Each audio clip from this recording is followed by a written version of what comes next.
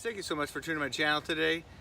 Today I'm going to go over my big three that I'm going to be using on my thru hike attempt at the Pacific Crest Trail this March 26th, 2019. And by the way, what are the big three?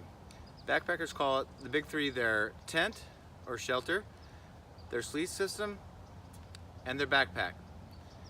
Those probably constitute 1/3 to almost 1/2 of their whole weight of their base weight of their gear. So it's very important that not only that it's comfortable and it fits you right tent wise and sleeping bag and pack, but that it's not too heavy, that you can be comfortable, especially on a thru hike when you're going out there for 5 to 6 months. So with that, let's get started. I'm gonna go with my pack.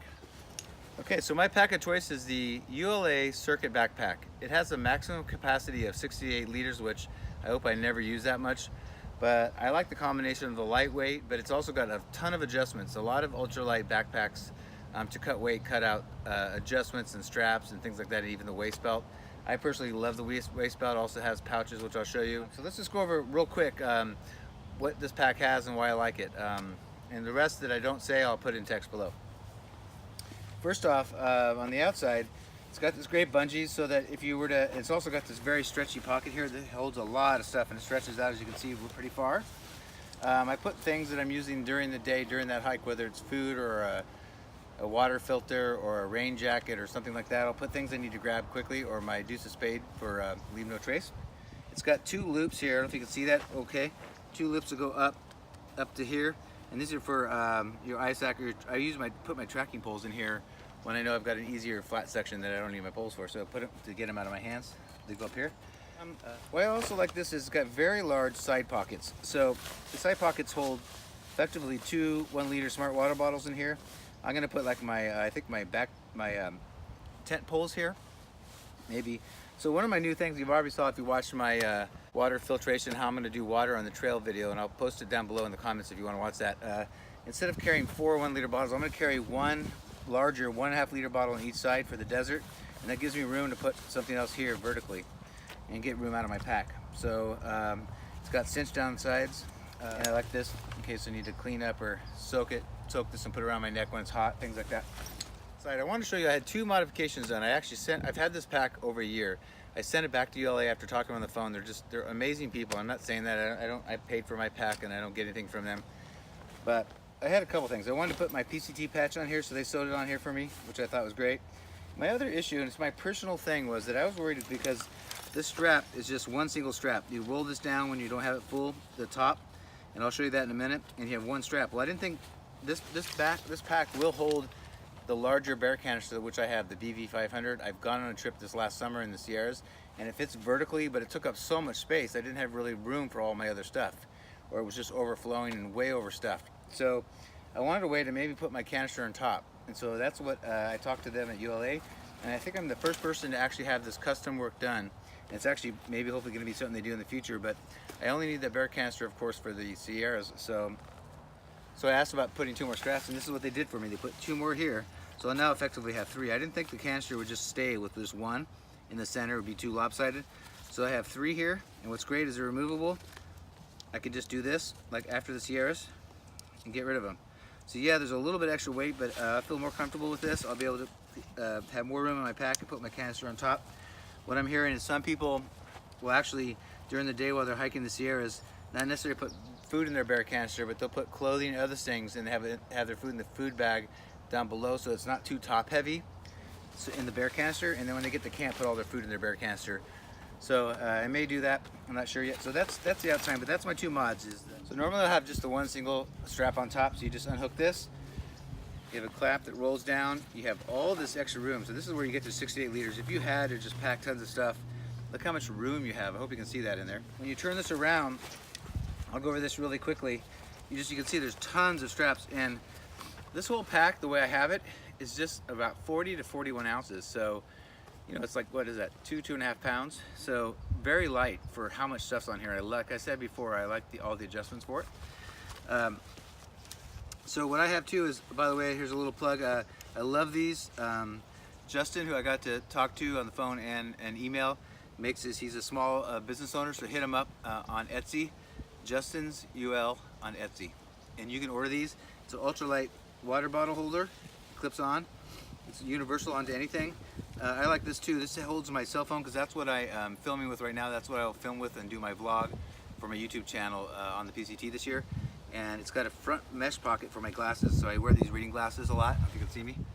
Okay, so now that we have the pack done, let's go on to number 2 of my big 3, which is my selection for my tent for my thru hike. I've chosen the Big Agnes Tigerwall UL2. I tried a lot of different tents. I almost went with the duplex by Z-Packs.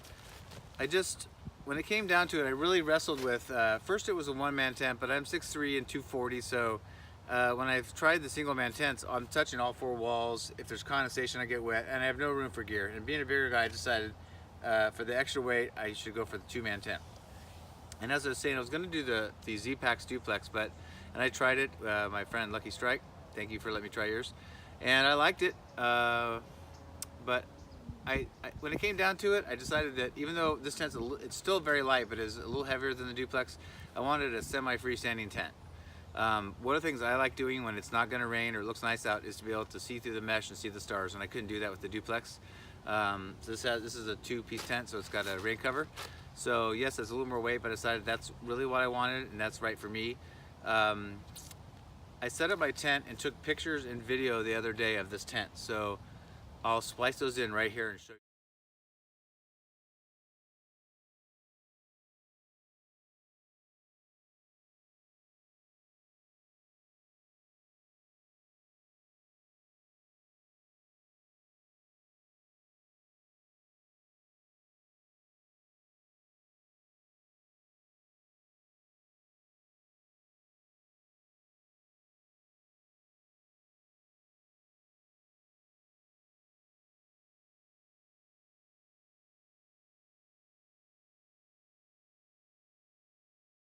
And I've had a lot of different shapes and sizes made purposely with different colors. I feel this will help me when I'm either in my tent or looking at my pack and I'm trying to find the bag with my sleeping bag or with my electronics gear or things like that. I don't want all the same color, so I have a lot of different colors, shapes, and sizes.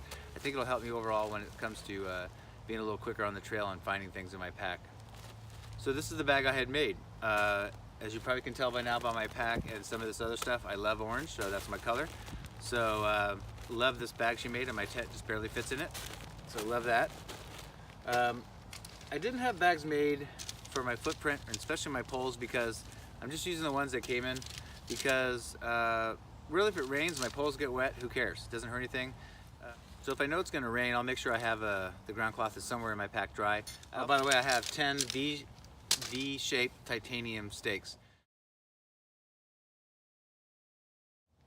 So that's what you have. You have the tent, stakes, the ground cloth, and I tie them together so I don't misplace them. Ground cloth and the poles. And honestly, besides it being freestanding, one of the other reasons why I picked it was, I don't know if it's being tall, because I think you'd have this problem even if you were shorter, but I've had tents where the angles of the walls are very steep this way or angled, and especially when you tend to get a lot of condensation when you're backpacking. Especially above my head. The last tent I had was a lot of room from head to toe, but the angles of the walls are so sharp that unless I sat exactly in the center of the apex of the tent, my head was hitting. And especially if you're on an air mattress, which I'm going to show you in a minute, and that makes you even taller in the tent. So this tent I really love because the walls are very steep and angled more straight up than angled in, and I really like that. It gives you much more cubic square feet inside the tent. One of the things I didn't show in my video of my tent is there are loops in there to hang different kinds of things. So I've got a piece of small paracord with 2 little clips going across the center of my, it's probably about 2 feet wide, but I'm going to be able to hang wet clothes and socks and things like that to dry in my tent. So that's why I did that. It weighs almost nothing. It's just permanently in there, so every time I set my tent up, it's there. And I got that from my buddy Spencer. Thanks, Spencer. Okay, last but not least is the third part of my big 3. And what is that? It's my sleep system. And actually, I was looking at it, comes in 4 parts. Let's go over it from the ground up. Let's start off with my pad that goes underneath my air mattress. This is Gossamer Gear thin light pad. It's 1/8 inch thick. This one I measured, I think it's trimmed a little bit from its original size, but it's 20 inches wide and 60 inches long. I'm 6'3", which is 75 inches, so just over a foot. So this is about a foot shorter than me, which is fine. I put it up on my head. It gives me a very slight R value. I like a couple things about it. It helps protect from, sharp pokey things, getting my air mattress. Also creates, like I said, a little bit of R value. It also helps my air mattress not slide around if the ground I'm on is not perfectly level. It just helps be a little more grippy. And then there's just a little bit over a foot down my feet that it doesn't cover, which is fine. But this will really help, I think, for all those things. Next is my Big Agnes insulated axle or AXL air mattress. But my main issue with the thinner ones, which I've had, is that I'm a big guy, as I've said. I sleep on my side. I flip over a lot at night. And the thinner ones, if I go on a 2 or 3 day trip, my hips are bruised after the first night. And then my hips are killing me when I sleep, and it actually keeps me awake. So I needed to get a thicker one. I've got some that were heavier. And then this just came out in the last 3 or 4 months, and it's been a savior. It's just under a pound. It's like 15 ounces. It's actually 3 1/4 in the center and 3 3/4 on the outer edge. So it's got almost a raised ridge on the outer edge to keep you centered in the air mattress. So I love that. This is also, I'm 6'3", which is 75 inches. This is 72 inches, so almost as long as me.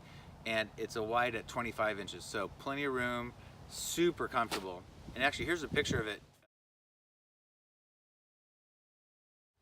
Okay, and third is my Enlighten Equipment Enigma quilt right here. Once again, I had a custom bag made for it. Thank you so much, Stephanie. Perfect fit. Pretty snug, but perfect fit. Has a roll top on it. But this quilt has been amazing. I haven't used it a ton yet to know, but I went with the Enlighten Equipment, and I was really struggled with whether to get the Revelation or the Enigma. I went with the Enigma. It's a little bit lighter. It's no zipper. It's got a sewn-in foot box. I paid extra for a 10 degree because I heard that they're rated a little bit lower than they really are, so it's probably going to be closer to 20 degree. And then I went with wide and long. This also comes with this. Comes with a large cotton bag that you store it in. If you don't know, you store it when you're not using it. You don't want it to be compressed and compress all the down feathers. So you want to have a big bag like this. So this comes with it. Comes with a steel nylon bag if you choose to use this. I may use this for something else, but I wanted the Cuben Fiber bag to keep my bag dry when it's wet out. And then it also comes with 2 straps, which are actually, I keep just connected to my quilt, so they're in there. One is a static, it's just one piece, and then there's one that loops that goes around. And that's to help cinch in, depending on how hot or cold it is, you can cinch in your quilt, because it is one piece of material, in tight on you if it's really cold at night and you need to stay warm. So I just leave those clips on there so I don't have to try to find them. So you can customize these, but I just picked the standard 10 degree is black on the outside and purple on the inside, and I think I might have a picture I can put in here from a previous video of it so you can see it. So my last thing is my pillow, which I could probably go, it's pretty light, it's like 2.9 ounces. I could probably go a little bit lighter, but I actually like the small size of it. I deflate it quite a bit so it kind of sinks in with my neck. But this is the Sea to Summit Aeros pillow. Just really love it. It's super tough. And what I do here is I have a very thin, light, cheap, and this is a great tip for you, buff.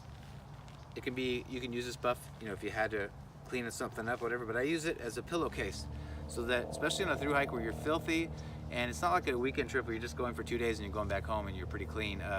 We're going to be filthy out there, and so I'll have a pillowcase. I can sleep on this. It's soft, and then when it's dirty in town, I can wash it with the rest of my laundry. So that's a really good idea for you guys. So that's what I'm going to be bringing along. Okay guys, I know that was a lot of talking, a lot of stats on the screen about weights and measurements and sizes and all that stuff, but I just hope it helped you. This is what works for me.